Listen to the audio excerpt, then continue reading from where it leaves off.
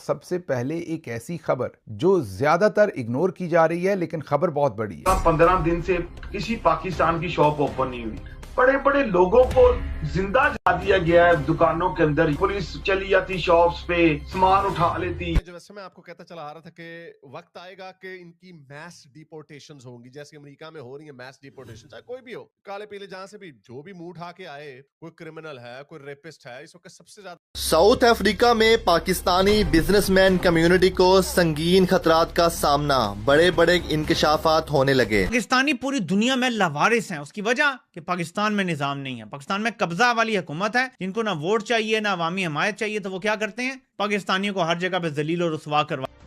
और हम soft target हैं। हमें उनको पता है कि अगर कुछ भी हो जाए तो उनका पीछा किसी ने भी नहीं करना।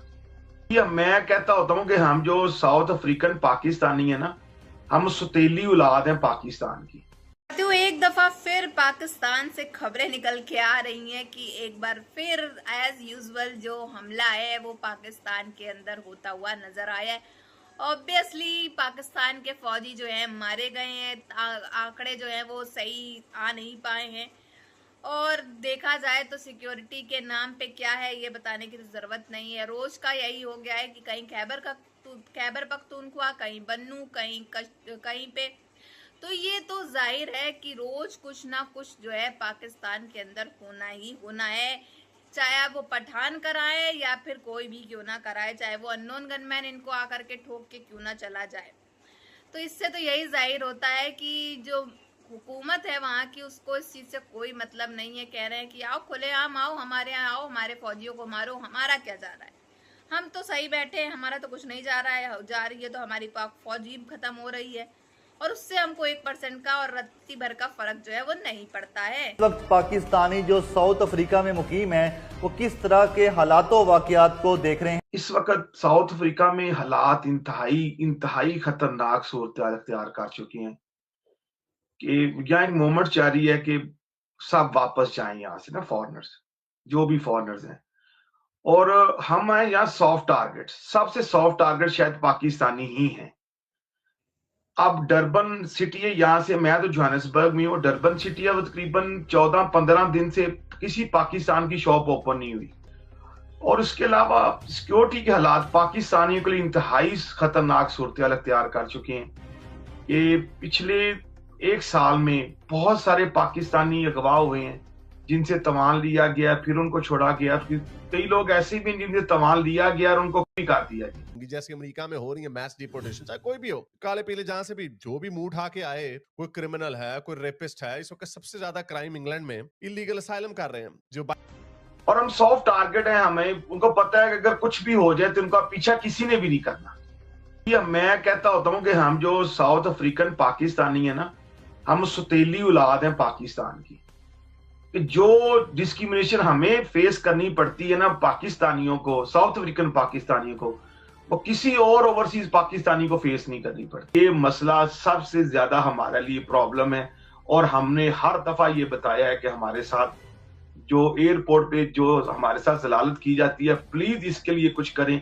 लेकिन ये कोई बहुत ज्यादा मसाइल हैं। गवर्नमेंट ऑफ साउथ अफ्रीका हमें बिल्कुल पेपर नहीं देना चाह रही है। अब मैं आपको मसाइल आपको बताता हूँ कि अगवा बराए तवान इंतहाई बढ़ चुका है यहाँ पाकिस्तानियों में, इंतहाई ज्यादा।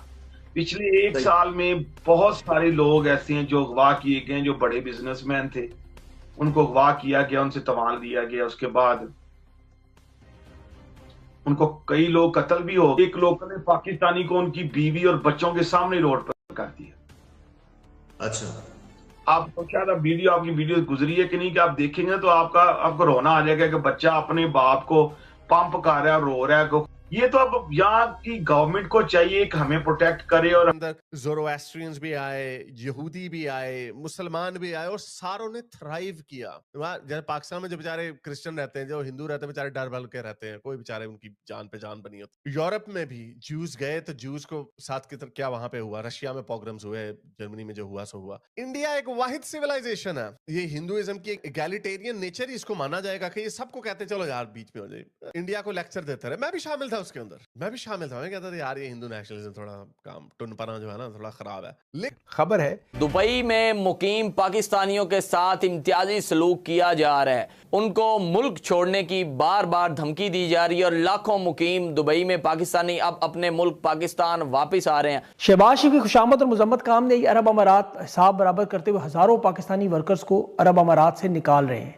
पाकिस्तानी डिपोर्ट हो रहे हैं। कोई अगर पाकिस्तानी पूरी दुनिया में लावारिस हैं, उसकी वजह कि पाकिस्तान में निजाम नहीं है, पाकिस्तान में कब्जा वाली हुकूमत है, जिनको ना वोट चाहिए ना अवामी हमायत चाहिए, तो वो क्या करते हैं, पाकिस्तानियों को हर जगह पे जलील और रुसवा करवाते हैं। और खौफ की फजा ऐसी है कि जो वर्कर हैं बेचारे, वो जो जिनको निकाला गया है वो आवाज़ तक नहीं निकाल रहे कि अगर उन्होंने इस पर आवाज़ निकाली तो कहीं जनरल साहबान जो हैं वो नाराज़ ना हो जाएं। इग्नोर की जा रही है, लेकिन खबर बहुत बड़ी है। खबर है 20 लाख पाकिस्तानी घरानों के बारे में। हर घर के अंदर 5 अफराद भी लगाएं तो ये तकरीबन 1 करोड़ अफराद के बारे में खबर है। 25 करोड़ में से 1 करोड़ पाकिस्तानियों की बात है ये। और इसका जो लार्जर इफेक्ट है, क्योंकि उन घरानों के अंदर लोग कोई ना कोई नौकरी भी करते होंगे या कोई सर्विस भी उनको प्रोवाइड करते होंगे, इकॉनमी के अंदर उनका तकरीबन 25% या 25 नहीं तो 15 से 20% शेयर है। ये उन तमाम घरानों की हम बात करने जा रहे हैं जो इस वक्त यूएई के अंदर मुकीम हैं और साथ और इसराइल के साथ खड़े होंगे और वो इंडिया के साथ खड़े होंगे। उसके बड़े वाजे इशारे भी दे दिए गए। एक बहुत बड़ा मंदिर भी जो है वो तामीर किया गया वहां दुबई के अंदर। हालांकि पुराने मंदिर होना एक और बात है, नए मंदिर तामीर करना एक और बात है। बहरहाल हाउएवर उन्होंने एक फैसला किया हमारे वो मेरे ख्याल में वो अब एक नई डगर के ऊपर चल पड़े हैं। देखते हैं कि उनको ये नए उनके जो दोस्त हैं इंडिया, इसराइल और अमेरिका, ये उनके लिए रास आते हैं या उनको रास नहीं आते। वाले लोगों को वो रखते थे या पुलिस ने उठाया तो उन्होंने जाके उन सेंटर्स में जमा करवा दिया, वहां से सीधा जहाज के ऊपर और डिपोर्ट। इसी तरह कई लोगों को उनके घर से उठाया गया लेकिन साथ कोई सामान उठाने नहीं दिया गया और उन्हें डिपोर्ट कर दिया। मतलब लोगों ने जो वहां 2 साल, 4 साल, 5 साल, 10 साल, 15 साल, 20 साल मुख्तलिफ वक्त लोगों ने वहां गुजार रखा है। जो लोगों ने वहां वक्त गुजारा उसमें उन्होंने जो भी वहां कमाई की, जो भी उनके कोई पैसे पड़े थे, कोई जायदाद थी, कुछ भी था, उसको उठाने वज़ारत ख़ारिजा क्या करेगी?